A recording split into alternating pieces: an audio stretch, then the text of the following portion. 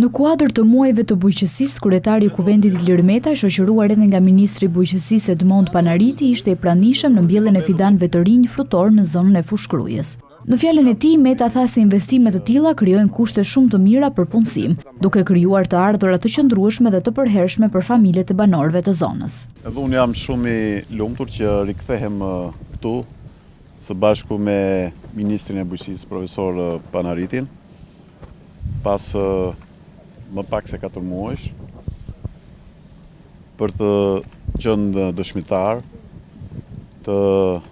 fuqisë reale, konkrete dhe të shpejt transformuese të partneritetit publik-privat në mënyrë të veçantë në fushën e bujqësisë, ku tashmë në më pak se 4 muaj, jo vetëm po përfundon mbjellja e më se 28 hektarëve me pemë frutore, me fidan të certifikuar të standardeve europiane,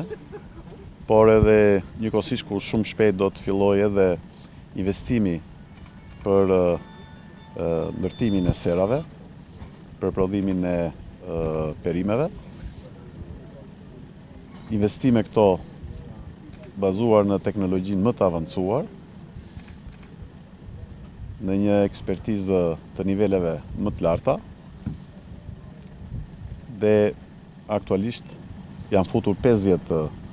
banorë të zonës në punë, ndërkohë që deri në fund të këtij 6 mujori priten të hyjnë në punë edhe 200 të tjerë, dhe në fund të plotësimit të këtij investimi priten 500 banorë të kësaj zone të punësohen në kushte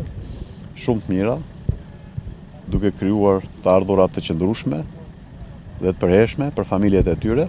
Ndërsa ministri i bujqësisë Panariti tha se investimi do të shtrihej në një sipërfaqe prej 80 hektarësh me një vlerë totale prej 20 milionë eurosh.